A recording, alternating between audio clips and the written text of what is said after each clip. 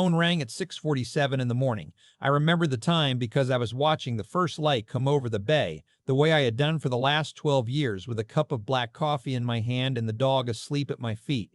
My daughter never called that early. She never called that early because she never woke that early, and because she only called when she needed something, and the things she needed were usually scheduled for civilized hours. I picked up. She didn't say good morning. She didn't ask how I was sleeping after the surgery. She said, "Daddy, listen, we're leaving for Lisbon tomorrow morning, and I need to tell you something, so just don't make this difficult, okay? The Tide house is sold. The buyer takes possession Friday. I had Carter pack your personal things and put them in the guest cottage. Be out by Thursday night." I didn't say anything for a moment. I let the silence sit there between us the way a good attorney lets silence sit in a deposition. She filled it the way I knew she would. "Daddy, I know this is hard, but you can't keep up a house like that anymore. It's a liability. Carter and I have power of attorney. You signed the paperwork in March, and frankly, we're doing you a favor. The proceeds will go into a trust for your care, and we've already looked at some lovely places in Boca. Very nice, full medical staff." "Sweetheart," I said, "and I don't want to argue about this. I really don't. We're flying out at 6 tomorrow morning, and we'll be gone 3 weeks, so by the time we're back, you'll be all settled in your new—" "Sweetheart," I said again. "You forgot something?" She paused, long enough that I could hear her boyfriend's voice in the background, low and impatient, telling her to just hang up. "What did you say?" "I said you forgot something. One small thing. But you go ahead and have a wonderful trip. We'll talk Thursday." And I hung up. I sat there with the dead phone in my hand and watched a pelican drop into the water about 40 yards off my pier. The dog stirred, looked up at me, and put her head back down. I laughed, not loud, just a quiet laugh, the kind you laugh when something a long time in the making finally arrives. The kind of laugh my late wife used to call the lawyer laugh, back when I was still practicing, back when she was still alive to call me anything at all. I poured the coffee out into the sink and made a fresh cup. The day was going to be longer than I thought. Let me back up. My name is Hollister Reeve. I'm 68 years old. I grew up in a row house in South Philadelphia, the second of 4 boys, and my father worked nights at the rail yard for 31 years, and my mother sewed labels into shirts at a factory on Kensington Avenue. We were not poor exactly. We were the kind of family where you ate what was on the plate and you didn't complain about it, because there were boys behind you who would. I went to Temple on a partial scholarship and worked the overnight shift at a parking garage to cover the rest. I went to law school at Penn on loans I didn't pay off until I was 41. I made partner at a firm in Center City when I was 36, which everybody said was too fast, and I retired at 58, which everybody said was too slow. I spent 30 years doing mergers and acquisitions, mostly defense side, mostly in the kind of rooms where a wrong sentence cost somebody 9 figures. I was good at it. The men I worked across the table from called me a lot of things over the years, but the one that stuck was the Undertaker, because I tended to bury deals that other people thought were already dead, and I tended to bury people who underestimated me. My wife, Eleanor, she didn't like that nickname. She said it was unbecoming. She was a piano teacher, from a family of piano teachers. She passed 5 years ago in June, after 14 months of a fight neither of us was going to win. And she made me promise 2 things before the end. The first was that I would keep the dog. The second was that I would not let our daughter run me over after she was gone. I kept the first promise. The second one I broke for a while. My daughter is named Marisol. We named her after Eleanor's grandmother. She is 41 years old. She has a master's degree in art history that she has never used, and she has been married 3 times. She had been with Carter, the current one, for about 2.5 years. Carter is 46 and tells people he's in private equity, which in his case means he lost $200,000 of my money on a juice company in 2019, and another sum I never quite pinned down on a cryptocurrency in 2022. I let it go both times. Eleanor was sick the first time, and I was tired the second time, and I told myself that's what you do for family. Last March, 6 weeks after I had a small heart event. Just a wake-up call, really. Just enough to put a stent in and slow me down for a month. Marisol came down to the house with a folder. She brought soup. She brought her best smile, the one she used to give me when she was 12 and wanted to go to a concert. She sat at my kitchen table and she said, "Daddy, you're getting older, and we want to make sure that if anything happens, the family is protected." And she put the folder in front of me. I read the documents. I read every word. I had read 10,000 documents like them over 30 years. They gave her and Carter durable power of attorney over my finances and my real estate. They named her my healthcare proxy. They gave them the authority to act on my behalf in any matter pertaining to property of which I was a beneficial owner. I signed every page. I want to tell you something. I want you to understand something before we go any further. I signed because I wanted to see what she would do. I had known for about 3 years that Marisol was not the daughter Eleanor and I thought we had raised. I had known since the day after Eleanor's funeral, when Marisol asked me in the parking lot of the funeral home whether her mother's engagement ring was going to her. Not as a question of sentiment, as a question of asset distribution. She used those words, asset distribution, in the parking lot. With the dirt not yet settled, I had known when she stopped coming to the house and started sending Carter to check on me, and Carter would walk around the property with a clipboard and ask questions about the property tax assessment and the title and the mortgage I didn't have because the house was paid off 20 years ago. I had known when she started asking casually, the way you ask a child if they want ice cream, whether I'd ever considered moving somewhere more manageable. So in March, I signed the papers, and I called my old law partner, a man named Pritchard who has been my friend since 1986 and who is meaner than I ever was, and I said, "Pritchard, I think my daughter is about to do something stupid and I'd like to be ready when she does." And Pritchard said, "Hollister, I've been waiting 20 years for you to ask me this. Come into the office Monday." We spent 4 months getting ready. The Tide House. Let me tell you about the Tide House. Because she didn't know what she was selling. I bought it in 2003 when Marisol was 19 and away at college, and the housing market in that part of the Florida Panhandle was still soft from a hurricane 2 seasons earlier. I paid $1.4 million for it, which at the time was a lot, but not as much as it sounds because the property was in disrepair. Eleanor and I spent 3 years and another $600,000 restoring it. White clapboard, green shutters, a wraparound porch, a pier that ran out 120 feet over a tidal flat where the redfish came in at dusk. 3 bedrooms upstairs, a sleeping porch off the kitchen, a study where I kept the books I had been carrying around since law school. It was, by 2026, worth somewhere in the neighborhood of $11 million. There is a developer who has been after that strip of coast for 15 years, and he had offered me, in writing, 9.5, 11.2, and most recently 12.8, and I had turned every one of them down. Eleanor had said before she died that the Tide House had to stay in the family until either I died in it or somebody better deserving asked for it. Marisol had never once asked for it. She had only ever asked what it was worth. In May, 2 months after I signed her power of attorney, I quietly created a Delaware limited liability company. I won't get into the structure because it would put you to sleep, but the short version is this.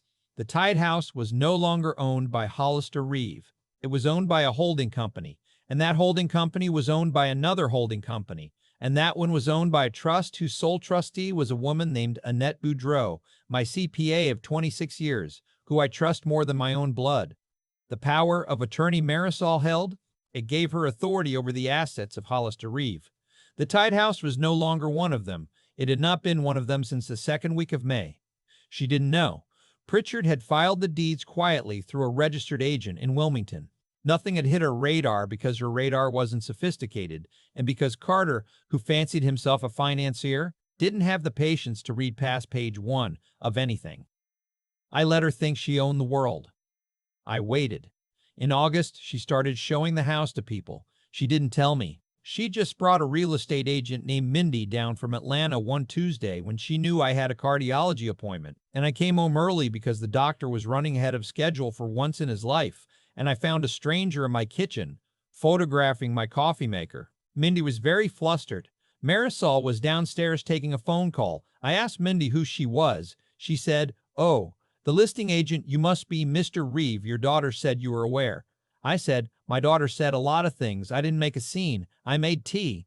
I sat with Mindy at the kitchen table, and I asked her about her business, and she relaxed, and after about 10 minutes, she told me, without being asked, that the asking price was $9.2 million, all cash, 15-day close, and the buyer was the developer I had been turning down for 15 years. She also told me, because she was nervous and people who are nervous talk, that the closing was set for the 17th. That was 3 weeks away. I thanked her. I sent her on her way. When Marisol came back upstairs, I told her Mindy had been by and we had a nice chat. Marisol's face did something I will remember for the rest of my life. It was the face of a child who has been caught with both hands in the cookie jar and is calculating, in real time, whether to apologize or to double down. She doubled down. She said, "Daddy, we were going to tell you this weekend. We found the most wonderful community in Boca. They have a Steinway in the lounge. You'll love it." I said, "That sounds nice, sweetheart," and I went upstairs and called Pritchard. The closing happened on the 17th. It happened because I let it happen. The developer wired $9.2 million into an escrow account that Marisol believed to be hers. The deed that got signed at closing was signed by Marisol under her power of attorney, transferring ownership of the Tide House from Hollister Reeve to the developer's holding company, except Hollister Reeve had not owned the Tide House since May. What Marisol had done, legally speaking, was sell a property she had no authority over. She had executed a deed transferring property that her principal did not own. The developer's title insurance company would catch it within days. The wire would be clawed back, the deed would be void, and Marisol and Carter would be sitting on a sale that didn't exist, having spent the proceeds on a 3-week vacation to Lisbon and, as I later learned, a deposit on a yacht slip in Monaco. But that was the easy part. The easy part was that the sale would unwind. The hard part was what came next, because here is what Pritchard and I had been working on since March. Pritchard had pulled every record of every transaction Marisol and Carter had executed under that power of attorney. There were 42 of them. They had moved money out of brokerage accounts I had never given them direct access to. They had taken out a line of credit against a commercial property in Tampa I owned through another entity. They had drafted in June an amendment to my living trust naming Carter as a contingent beneficiary, and they had forged my signature on it. The forgery was not even a good one. They had used a notary in Pompano Beach who was, it turned out, Carter's cousin's wife. In Florida, that's not a civil matter. That's a felony. Several felonies. Exploitation of a vulnerable adult is a first-degree felony when the amount involved exceeds $50,000. The amount involved exceeds $50,000 by a factor of about 180. Pritchard had built the case quietly. He had coordinated with a friend of his at the state attorney's office. They were waiting on me to give the word. The morning Marisol called to tell me the Tide House was sold, the word had already been given. The arrest warrants had been signed the previous Friday. The state attorney's office was waiting for her and Carter to attempt to leave the country because attempting to leave the country after the commission of a felony makes the bail situation a great deal more difficult for the defendant. She called me at 6:47. She and Carter were scheduled to depart from Miami at 6:40 a.m. the following morning. They didn't make the flight. They were arrested at Miami International at 4:55 a.m. in the TSA pre-check line, with Carter trying to argue that the agent had the wrong man and Marisol crying into a Birkin bag I had paid for. I was not there. I heard about it from Pritchard, who heard about it from his friend at the state attorney's office, who heard about it from the arresting officer, who said Marisol had asked 3 separate times whether she could call her father. I did not take the call. I want to be careful here about how I tell the next part, because it matters. It would be easy to make this sound like a victory. It would be easy to tell you about the look on Carter's face when Pritchard walked into the arraignment with a banker's box of evidence and the state attorney announced charges totaling 17 counts. It would be easy to tell you about the moment, 3 days later, when the developer's lawyer called me and said, "Mr. Reeve, I think we have a problem with the title on the Tide House." And I said, "No, I don't think we do, but you might." It would be easy to tell you about the press in Pensacola, who got hold of the story because somebody at the courthouse leaked it and ran it under the headline, "Daughter of Retired Attorney Charged in Multi-Million-Dollar Elder Fraud Scheme." It would be easy to tell you that Marisol's third husband, the one I was actually fond of, called me from Vermont after he saw the news and said, "Hollister, I always knew. I always knew. I always knew." It would be easy to tell you about the morning 2 weeks after the arrest when Marisol called me from the county lockup because she had finally posted bond and was out on house arrest at Carter's mother's condo in Hollywood, Florida, and she was sobbing and she said, "Daddy, please, I'm your daughter, please drop the charges." And I said, "Sweetheart, this is not a charge I filed. This is the state of Florida. I cannot drop them." I would not drop them if I could, because what you did was not to me. What you did was to the woman who taught you to play the piano and who held you when you had nightmares, and who is buried in a cemetery in Lower Merion that you have not visited in 3 years. And it would be easy to end the story there, with the satisfaction, with the karma. But that's not where it ends. Because 4 months later, I sat in a courtroom in Pensacola and watched my only child sentenced to 7 years in a state corrections facility with eligibility for parole after 4, and I watched her turn to look at me from the defense table, and she did not say anything, and I did not say anything, and I went home that night to the Tide house, and I sat on the porch with the dog, and I cried for 2 hours. I cried not because I felt sorry for her. I cried because I felt sorry for Eleanor. I cried because somewhere along the line, between the piano lessons and the art history degree and the first husband and the third husband, my daughter had become a person my wife would not have recognized, and there was no version of this story where I had not failed in some way, and there was no version of this story where the Tide house felt the same again. Pritchard came down the next weekend. He sat on the porch with me. He sat on the porch with me. He's 73 now. He doesn't drink anymore, but he sat with me while I had a bourbon. He said, "Hollister, you did the right thing." I said, "I know." He said, "Then why do you look like that?" I said, "Because the right thing is not always the thing that feels good." And he nodded, and we sat there a while longer, and the redfish came in at dusk the way they always do, and the dog put her head on my foot the way she always does. And eventually Pritchard said, "You gonna be all right?" And I said, "Yeah, I'm gonna be all right. I'm going to be all right. I am going to be all right." A few things I want to tell you before I stop talking, because I have learned that people who watch these stories sometimes want a piece of the lesson to take home. And I have a few pieces to offer. The first is this: if you're over 60 and you have built something and your children have started asking you questions about estate planning in voices that are a little too casual, do not assume the best. Do not assume the worst either. But do not assume the worst either. Get yourself an attorney who is not your child's attorney. Get yourself a CPA who is not your child's CPA. Read every document. Sign nothing in a hurry. Power of attorney is not a gift you give. It is a knife you hand over, and once it is in their hand, you are betting on their character. The second is this: the law is slow. It is slower than you think. It takes months to build a case, and it takes months to bring it to trial. And during all those months, you will have to look at the person who is hurting you and act like nothing has changed.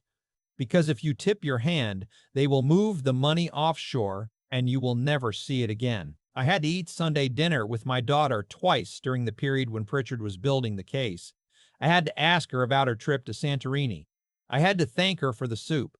This is the cost of doing it correctly, and you should know that cost going in. The third is this: there's a difference between forgiveness and forgetting, and there is a difference between justice and revenge.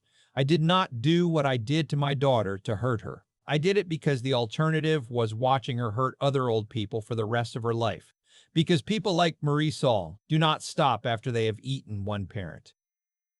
I did it because Eleanor asked me to. I did it because somewhere inside the woman in the orange jumpsuit, there's still a little girl who used to fall asleep on my chest, and the only thing I have left to give that little girl is the chance to come out of prison in 4 years as a person who knows that actions have consequences, and to build something honest with whatever years she has left. That is not revenge. That is the last gift a father has to give. The Tide house is still mine. I had Pritchard transfer it back into my name in November, once the dust had settled. The dog is 12 now, and her hips are bad and she sleeps most of the day. And I have started to think about who gets the house when I'm gone. And I have started to think it might be a foundation. Eleanor and I never had grandchildren. We had a daughter, and that daughter is in a corrections facility in Mo, Florida. And she writes me letters now, about once a month, and I write her back. I do not visit. Not yet. Maybe in the spring. Carter took a plea deal and got 4 years. His mother had a stroke about a week after the verdict, and his sister won't speak to him. I do not feel sorry for Carter. I never will. The developer who tried to buy the house went bankrupt 18 months later on an unrelated deal, and I bought the lot next door to mine at the auction for $600,000 cash, and I planted live oaks on it because Eleanor always wanted live oaks. They are 5 feet tall now. They will outlive me. That's the point of planting them. I sit on the porch in the mornings with my coffee. I watch the pelicans. The pier still goes out 120 feet. The redfish still come in at dusk. The house is quiet. It is the kind of quiet that costs you something to earn. If you're out there listening and you are tired and you are afraid your children are circling you the way mine circled me, I want you to know two things. The first is that you are not crazy. You are seeing what you are seeing. Trust it. The second is that it is not too late. You are not too old. You are not too tired. You are not too sentimental. You built what you built with your own hands, and you have every right to defend it. And there is no version of love that requires you to let yourself be eaten. She forgot one thing. She forgot that the man who raised her was the same man who used to bury people for a living. She forgot because I let her forget. I let her forget for a long time. 41 years, give or take. I won't make that mistake again. The dog is stirring. The coffee is cold. I'm going to go for a walk down the pier. Thanks for sitting with me. I've been sitting with this story for a long time now, and there are a few things I have come to believe, and I want to leave them with you the way an old man leaves a coat on the back of a chair, in case somebody needs it later. The first thing is that nothing in what happened to my family came out of nowhere. Marisol did not become the woman who sat across from me at that kitchen table in March because of one bad year or one bad boyfriend. She became that woman one small choice at a time, over 30 years, and Eleanor and I were there for every single one of those choices, and we said nothing when we should have said something, because we loved her, and because love that does not correct is not love. It is comfort. There is a difference, and the difference matters, and I learned it too late to save my daughter, but maybe not too late to tell you. If you see something small in your child or in your grandchild, the small lie, the small cruelty, the small entitlement, do not let it pass. Cause and effect are not religious ideas, they are physics. What you let grow will grow. The second thing is that being a good person is not the same as being a soft person. I spent 30 years across the table from men who would have eaten my lunch if I had let them, and I did not let them. And I went home at night and held my daughter and read her stories and did not bring the hardness home with me. I thought for a long time that you had to choose. You did not have to be sharp and kind in the same room, but I was wrong about that. The kindest thing I ever did for Marisol was the hardest, and the hardest thing I ever did was also the truest. Wisdom is not the absence of teeth. It is knowing when to use them and when to keep them in your mouth. The third thing is that you are stronger than you think you are at 68, at 73, at 81. I had a heart event in February and I thought, that's it, the slow fade is starting. And then in March, I sat at my kitchen table and signed a piece of paper I knew was a trap, and I spent 4 months building the answer to that trap. And at the end of it, I was more alive than I had been in 5 years. Grief and purpose are not opposites. They live in the same house. Eleanor is still gone. The dog will be gone soon. The Tide House will outlast me. None of that is a tragedy. That is just the shape of a life. If you take one thing from sitting with me today, take this. The people who love you do not need you to be soft. They need you to be honest, and they need you to be ready. And they need you to be the kind of person who plants live oaks, knowing you will never sit in their shade. That is enough. That has always been enough.